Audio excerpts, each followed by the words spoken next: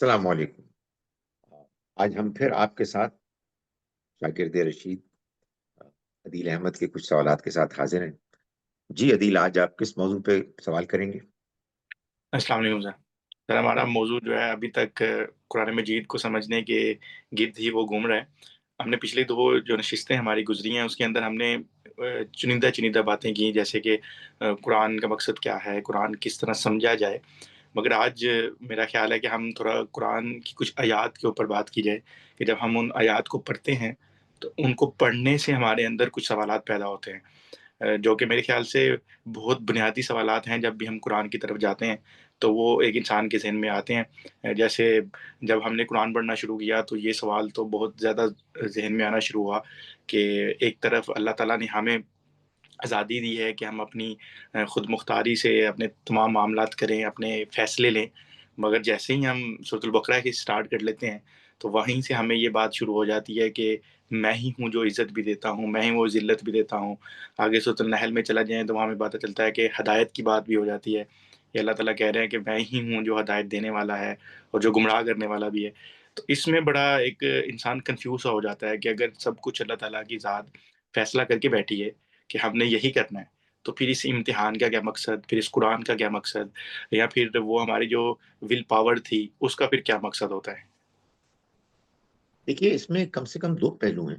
اور اگر کوئی چیز رہ جائے تو آپ دوبارہ پوچھ لیجیے گا۔ ایک پہلو تو یہ ہے نا کہ آپ نے فرمایا کہ ہم کو اللہ نے آزادی دی، تو وہ آزادی تو ہے، اسی آزادی کو استعمال کرتے ہوئے میں اور آپ گفتگو کر رہے ہیں، لیکن اس آزادی کا پھر جب ہم استعمال کرتے ہیں تو یا صحیح استعمال کرتے ہیں یا غلط استعمال کرتے ہیں، یا آپ کہیے کہ بہت سی چیزیں درمیان کی ہوتی ہیں، وہ نہ صحیح ہوتی ہیں نہ غلط ہوتی ہیں، بس ٹھیک ہے، جائز ہوتی ہیں، لیکن وہ بہت پسندیدہ نہیں ہوتی۔ تو جب کوئی شخص اپنی آزادی کا صحیح استعمال کرتا ہے تو اس کا کوئی اچھا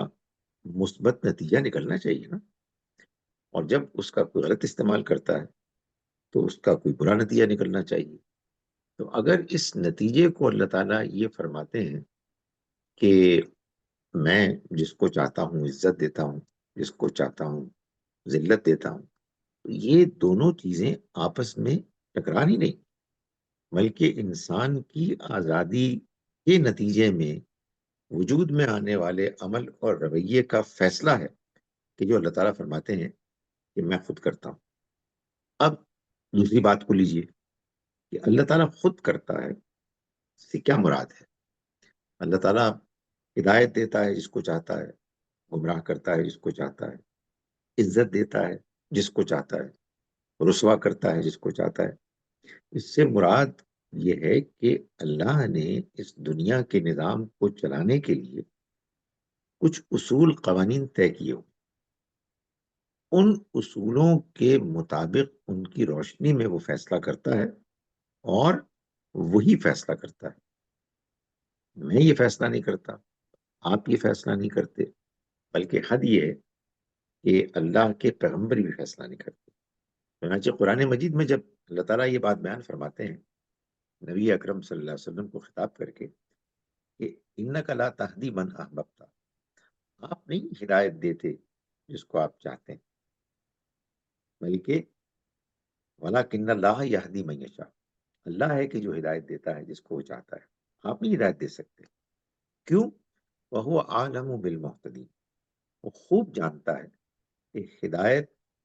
کے مستحق کون لوگ ہیں۔ سو اللہ کا فیصلہ کرنا اصل میں اصولوں کی روشنی میں ہوتا ہے، اور اس کا کوئی تعلق انسان کی آزادی سے نہیں ہے، یعنی انسانی آزادی یہ کوئی مخالف متضاد چیز نہیں ہے، دونوں اپنی اپنی جگہ پر ٹھیک ہے۔ جی سر، یہیں سے اگر بات دیکھیں تو ہمیں پھر ابھی عقل کی بات بھی آ جاتی ہے نا کہ اگر آزادی بھی ہے اور اللہ تعالیٰ فیصلے بھی کر رہے ہیں، اپنی ذات سے خود فیصلے کر رہے ہیں، اور پھر عقل کا امتحان آ گیا کہ میں جب، اور بار بار قرآن میں عقل کی بات ہو رہی ہے کہ وہی ہیں جو یہاں سے علم، یہیں سے نشانیوں سے علم حاصل کرتے ہیں یا یاد دہانی حاصل کرتے ہیں جو عقل والے ہیں۔ تو پھر عقل کے پیمانے بھی کچھ نہ کچھ تو ہونے چاہیے نا. ظاہر سی بات ہے ہر ایک انسان ایک نئی عقل یا تھوڑی عقل یا زیادہ عقل رکھ کے بات کرتا ہے. تو پھر اس بنیاد کے اوپر کس طرح ہم دیکھیں گے اچھا یہ قرآن ہے, اتنی عقل والا انسان جو ہے وہ قرآن کی طرف جائے گا تو اب اس کو یہ بات سمجھ میں آ جائے گی. اگر بالکل ایک کم پڑھا لکھا انسان ہے یا کوئی ایسا انسان ہے جس نے کبھی عربی کو نہیں پڑھا یا جس نے کبھی اردو کو بھی نہیں پڑھا, تو اس کو پھر قرآن کس طرح ایک ہدایت کا موضوع بنا سکتے ہیں؟ دیکھیں یہ جو ہے نا عقل کا معاملہ, یہ جب ہم دیکھتے ہیں دنیا میں اپنے اسکولوں, کالجوں, یونیورسٹیز میں, تو وہ یہ ہوتا ہے کہ آپ جاتے ہیں اور آپ کے ساتھ دوسرے ہم جماعت طالب علم ہوتے ہیں. اگر کلاس کا کوئی امتحان ہے تو اس میں جو زیادہ اچھا طالب علم ہے, ذہین ہے, اس کے نمبر زیادہ آتے ہیں, اور جو ذرا کمزور ہے اس کے نمبر کم آتے ہیں. یہی بورڈ, یونیورسٹی کے ایگزامز میں بھی ہوتا ہے. کیا جس نے زیادہ محنت کی ہے اس کو زیادہ مل جاتا ہے. اللہ کے امتحان میں عقل کے استعمال کے نتیجے میں جو نتائج سامنے آتے ہیں اس کا تعلق دو چیزوں سے ہے. ایک تو انسان کے پاس جتنی عقل ہے اس کے لحاظ سے اگر وہ اس کو صحیح استعمال کر رہا ہے, اور نمبر دو خلوص کے ساتھ کر رہا ہے, نیک نیتی کے ساتھ کر رہا ہے, صحیح رویہ اختیار کر کے کر رہا ہے, تو پھر اس کا نتیجہ بہت نکلے گا, بہت زیادہ نکلے گا, اس کے مقابلے میں بھی زیادہ نکلے گا جو اس سے کہیں زیادہ ذہین ہے. جو زیادہ ذہین ہے اس سے توقع بھی زیادہ ہے, اور اس سے بھی ظاہر ہے یہی توقع ہے کہ وہ اپنی زیادہ ذہانت سے جب قرآن کو, اللہ کی آیات کو, نشانیوں کو دیکھے اور سمجھے تو اس کے ہاں بھی دیانتداری ہونی چاہیے. یوں انسان کی عقل فہم کی کیپیسٹی میں فرق ہونے کے باوجود سب کا امتحان ایسا ہے کہ سب کے ساتھ انصاف ہوگا. اور دوسری بات یہ ہے کہ اللہ کا کلام چاہے کوئی بڑا ذہین آدمی پڑھے, چاہے بالکل عام فہم رکھنے والا انسان پڑھے, چاہے وہ پڑھے کہ جس کو عربی آتی ہے, چاہے وہ پڑھے کہ جس کو عربی نہیں آتی وہ اس کا کوئی ترجمہ سنتا ہے یا پڑھ لیتا ہے, سب کے لیے اللہ نے ہدایت کا کچھ نہ کچھ بندوبست, امکان رکھا. یہ بات الگ ہے, اس میں کوئی شبہ نہیں ہے کہ اگر آپ اللہ کی کتاب کی زبان سیکھیں گے اور آپ اللہ کی دی ہوئی ذہانت کو اس کے لیے خاص کریں گے تو آپ کو نتیجہ زیادہ ملے گا. جی سر, خیر ابھی آپ نے ویسی عربی کی بات کر دی تو یہ میرے ذہن میں یہ اکثر بات آتی ہے کہ جب ہم 3-4 تراجم کو ہم اکٹھا رکھ لیتے ہیں ایک دوسرے کے ساتھ, تو ہم اس میں دیکھتے ہیں کہ وہ تراجم کے اندر الفاظ کی رد و بدل ہوتی ہے کہیں نہ کہیں. تو اور ہم دیکھتے بھی ہیں کہ ہر زبان میں مثال کے طور پر اگر انگلش ہے تو عربی ضروری نہیں ہے کہ عربی کے ہر لفظ کا ہمیں انگلش میں کوئی نہ کوئی اس کا متبادل ہمیں ملے. جس طرح اردو میں بھی ملنا بڑا ضروری نہیں ہے 100%. تو اس وجہ سے جب لوگ ترجمے لکھتے ہیں تو اس کے اندر یہ تبدیلی کیوں آتی ہے کہ الفاظ کی تبدیلی آ جاتی ہے. ہم دیکھتے ہیں کہ الفاظ کی تبدیلی سے پھر پورے کا پورا موضوع بدل جاتا ہے, جس کی وجہ سے پھر جب لوگ اس کو پڑھنے کو جاتے ہیں, عام بندہ, قاری وہ نہیں جو عالم بننا چاہتا, عام بندہ پڑھنے جاتا ہے, تو اس کے لیے بڑی کنفیوژن سی کریٹ ہو جاتی ہے کہ یار فلاں عالم صاحب نے اپنے ترجمے کے اندر یہ بات لکھی ہے اور دوسرے نے یہ بات لکھی ہے, تو ایک لفظ کے رد و بدل سے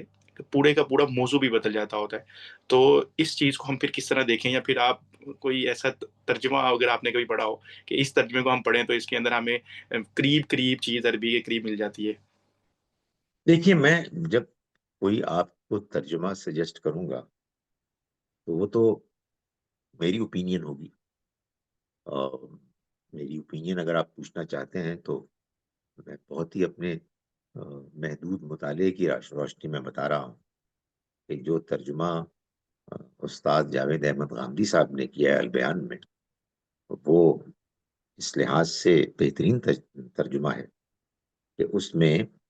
سیاق سباق کو سامنے رکھتے ہوئے قرآن مجید میں جو چیزیں بیان ہوئی ہیں ان کو بھی،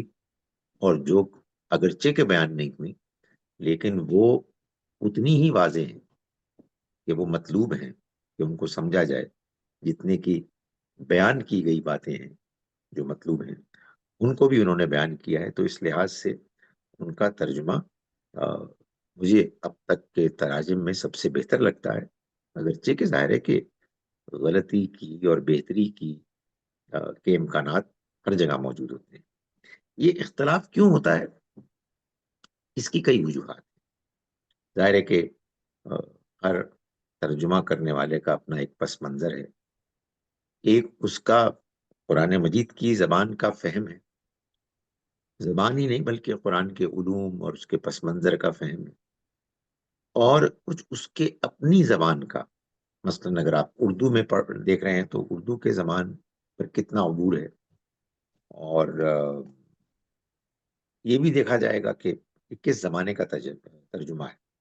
میں نے دیکھا ہے کہ ترجمہ جو ہے وہ 15-20 سال کے بعد نئے ترجمے کی ضرورت پیش آ جاتی ہے۔ زبان بہت تیزی سے بدلتی ہے اپنا انداز بیان، محاورہ۔ سو پھر یہ بھی ہے کہ جیسے کہ میں نے گزارش کی کہ غامدی صاحب نے ان محذوفات کو کھولا ہے، یعنی ان باتوں کو بھی ترجمے میں نمایاں کر دیا ہے کہ جو اگرچہ کہ قرآن مجید میں لکھی ہوئی نہیں ہے لیکن بالکل واضح طور پر وہ امپلائیڈ ہے، تو ان کو بعض لوگ بیان کرتے ہیں، بعض نہیں کرتے۔ اور یہ میں نے دیکھا ہے کہ ایسا نہیں ہے کہ جاوید احمد غامدی صاحب یا مولانا اصلاحی ہی کرتے ہیں۔ مثال کے طور پر اگر آپ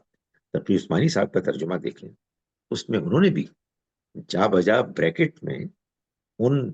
محذوفات کو کھولا ہے کہ جو قرآن مجید میں بہرحال ہیں، موجود ہیں، ان کے بغیر آپ ترجمہ کر نہیں سکتے، لیکن چونکہ ظاہر ہے کچھ لوگ اس کو زیادہ اہمیت دیتے ہیں، کچھ کم دیتے ہیں، کچھ سرے سے نہیں دیتے، صرف لفظی ترجمہ کرتے ہیں، تو اس لیے فرق و تفاوت تو ہو جاتا ہے۔ کہ میں آپ کو یہ بتاؤں کہ یہ 90-95% میں ایسا نہیں ہے، 5-10% قرآن مجید کے ٹیکسٹ میں اس کے جو ترجمے ہوتے ہیں اس میں اختلاف ہو جاتا ہے۔ سر ویسے تراجم سے مجھے یاد آیا کہ جب بھی ہم اسپیشلی میں جب بھی قرآن ہم پڑھتے ہیں تو ہمیں ایسا محسوس ہوتا ہے کبھی کبھار کہ جیسے ایک بادشاہ ہے اور وہ اپنی رایا کو بتانا چاہ رہا ہے کہ میں کیا ہوں۔ آپ سورۃ الرحمن پڑھ لیں، سورۃ النحل پڑھ لیں، اس کے اندر ہمیں ہر آیت کے اندر یہ پتہ چلتا ہے کہ اللہ تعالیٰ اپنی بادشاہی، اپنی کبریائی جو ہے وہ بیان کر رہا ہے۔ تو اس کے بعد سر ایسا لگتا نہیں ہے کہ جیسے جب عرب کے لوگ تھے، جب جن کے اوپر قرآن اس وقت آ رہا تھا، نازل ہو رہا تھا، تو ان لوگوں نے مختلف باتیں کی کہ یہ تو خود گھرا ہوا ہے اور یہ شاعری کی زبان ہے اور یہ ساری چیزیں ہیں۔ تو قرآن کو پڑھتے ہوئے کبھی کبھار ایسا بھی لگتا ہے کہ یہ پھر تو ایک بادشاہ ہی ہے، جو بس جس طرح ایک بادشاہ سارے کام کرتا ہے اور اپنی جو ہے کبریائی بیان کرتا رہتا ہے، دیکھو میں نے یہ کیا، میں نے یہ کیا۔ تو ایسا لگتا ہے کہ جیسے قرآن کے اندر یہ چیزیں کیوں ڈالی گئیں کہ بس یہاں پہ تو اس کو تو ہدایت کا موضوع بنانا چاہیے، تو اس کے اندر ہدایت کی باتیں ہونی چاہیے، اخلاقیات ہونی چاہیے، ایمانیات ہونی چاہیے۔ مگر یہ جگہ جگہ پہ آپ دیکھیں، جیسے ہر تیسری چوتھی آیت میں ہمیں ایسے دیکھنے کو مل جاتا ہے کہ اللہ تعالیٰ بڑے جو ہے وہ شفقت والے ہیں، ان کی شفقت ابدی ہے اور رحیم ہے، غفور ہیں، اور طرح طرح کی باتیں۔ تو یہ قرآن کے اندر کیوں شامل ہوتی ہیں؟ ایسے کبھی کبھار ایسے محسوس ہوتا ہے۔ آپ جب یہ کہتے ہیں کہ قرآن مجید میں ہدایت کی باتیں ہونی چاہیے، تو ہدایت سے کیا مراد ہے؟ ہدایت سے مراد یہی ہے کہ ہم کو وہ راستہ ملے، نظر آئے، ہم اس پر مطمئن ہوں، اس پر چلنے کی طرف ہم مائل ہو جائیں، جو ہمیں اپنے رب سے، اللہ سے جوڑ دے۔ تو قرآن مجید میں اگر اللہ کا ذکر نہیں ہوگا تو کس کا ذکر ہوگا؟ یعنی جس سے ہم نے جڑنا ہے، جس کی طرف ہم کو جانا ہے، جس کی بتائی ہوئی جنت کو پانے کے لیے ہمیں کوشش کرنی ہے، اگر اس کا ذکر نہیں ہوگا اللہ کی کتاب میں تو پھر کس کا ذکر ہوگا؟ سو یہ ہدایت کے جو موضوعات ہیں ان میں سب سے اہم موضوع اللہ تعالیٰ کی ذات کا تعارف ہے۔ ذات سے مراد میں اس کی فزیکل سیلف نہیں مراد دے رہا، بلکہ جو اس کی صفات ہیں، جو اس کا تعارف ہے، وہ جتنا زیادہ ہم کو حاصل ہوگا اور جتنا زیادہ ہم اس کے ذریعے سے ہم اس سے متعارف ہو کے اس سے جڑیں گے، اتنا ہی ہم ہدایت پائیں گے۔ ہدایت کا مطلب اس کے سوا کچھ نہیں ہے کہ اللہ نے ہم سے جو رویہ چاہا ہے اور ہم کو جس راستے کو اختیار کرنے کے لیے وہ ہم سے کہتا ہے، ہم اس رویے کو اختیار کریں، ہم اس راستے کو پائیں اور اس پر عمل کریں۔ تو اس کو بیان کرنے کے لیے تو یہ بہت ضروری ہے کہ قرآن مجید ہم کو بتائے کہ اللہ تعالیٰ کون ہے، اللہ کیسا ہے، اور وہ اپنے بندوں سے کیسے خطاب کرتا ہے۔ جی سر، سر ابھی آپ کی پچھلی والی بات تھی جب آپ نے کہا کہ ہر 15-20 سال بعد قرآن کے ایک نئے ترجمے کی ضرورت محسوس ہوتی ہے، تو سر اس سے یہ بات اب دیکھیں، اس سے مجھے یہ بات محسوس ہوتی ہے کہ جیسے کہ قرآن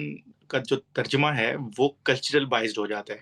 وہ جس کلچر میں جاتا ہے وہ اس میں ڈلنے کی کوشش کرتا ہے یا لوگ اس کو ڈالنے کی کوشش کرتے ہیں، جس کی ایک مثال میرے سامنے بھی یہ چل رہی ہے کہ بدری بھی ہونا، ہم نے پہلے بھی ایک مرتبہ ڈسکس کیا تھا آپ کے ساتھ کہ بدری بھی ہونا جب قرآن میں آتا ہے کہ ان پر ضرب لگاؤ سورۃ النساء میں، تو مگر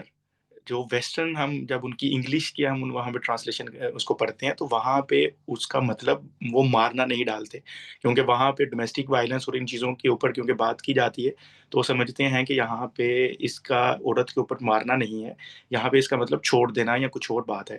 تو جیسے ہی کلچر بدلا اور کلچر کے اندر جتنی بھی ان کی نارمس تھیں، اپنی باتیں تھیں، وہ جب بدلی تو انہوں نے قرآن کو اس کے اندر ڈالنے کی کوشش کی۔ تو اس میں کیا صحیح رویہ ہونا چاہیے کہ جب کل کو ہم بھی کوئی ترجمہ کریں یا کوئی بھی شخص ترجمہ کرتا ہے قرآن کا، تو اس کو کیا کلچرل بائزڈ ہو کے کرنا چاہیے یا اس کو منوان جس طرح کی بات ہے اسی کو اس طرح بیان کرنا چاہیے؟ اصل میں نے جب یہ بات کہی تھی نا کہ 15-20 سال کے بعد ایک نئے ترجمے کی ضرورت پیش آتی ہے یا موجود ترجمے میں کچھ ترمیم و اضافے کی ضرورت پیش آتی ہے، تو اس سے مراد یہ تھی کہ زبان میں بہت سے نئے محاورے شامل ہو جاتے ہیں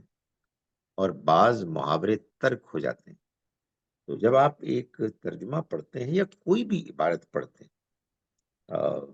تو آپ اگر ایک پرانی عبارت کو پڑھتے ہیں، خاص طور پر جو عام لوگ جو پرانی کتابوں کو پڑھنے کی اپنے اندر فرصت نہیں پاتے یا ان کو اس کا اتنا زیادہ ذوق نہیں ہے، تو وہ کچھ اجنبیت سی محسوس کرتے ہیں، کچھ رکاوٹ محسوس کرتے ہیں۔ اور یہ تو ویسے ہر کتاب ہی کے بارے میں اصول صحیح ہے، لیکن خاص طور پر قرآن مجید اور دوسری الہامی کتابوں یا انہی کی طرح کے جو سیریس موضوعات ہیں ان کے لیے ایک امپورٹنٹ بات ہے کہ پڑھنے والا تھوڑی بہت بھی اگر کچھ رکاوٹ محسوس کرے، کچھ ڈسٹریکشن اس کو ہو، تو پھر اس کا جی نہیں لگتا، وہ بور ہو جاتا ہے۔ اس لیے بڑی ضروری ہے یہ بات کہ ہم اس کا اہتمام کریں کہ اگر آپ ترجمہ کریں تو اس زبان میں کریں کہ جو زبان پوری کی پوری پڑھنے والے کے لیے اس کی اپنی زبان،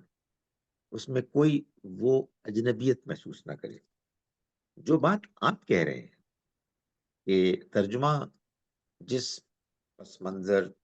جس کلچر، جس لوگوں کی سوچ کے ماحول میں کیا جا رہا ہے، اس کو اس سے آ، متاثر ہونا چاہیے یا متاثر نہیں ہونا چاہیے۔ اس کا جواب بڑا سادہ ہے کہ اس کو متاثر نہیں ہونا چاہیے، اس لیے کہ جب آپ قرآن مجید کا ترجمہ کر رہے ہیں یا فور دیٹ میٹر آپ کسی بھی کتاب کا ترجمہ کر رہے ہیں کہ جو ذرا وقت کے لحاظ سے پرانی ہے، کسی پچھلے دور سے متعلق ہے، تو آپ ترجمہ کرتے وقت اور اگر آپ کو اس کی زبان آتی ہے تو اس کو براہ راست پڑھتے وقت اس بات کا لازماً اہتمام کرنا چاہیے کہ آپ یہ جانیں کہ مصنف نے، لکھنے والے، کہنے والے نے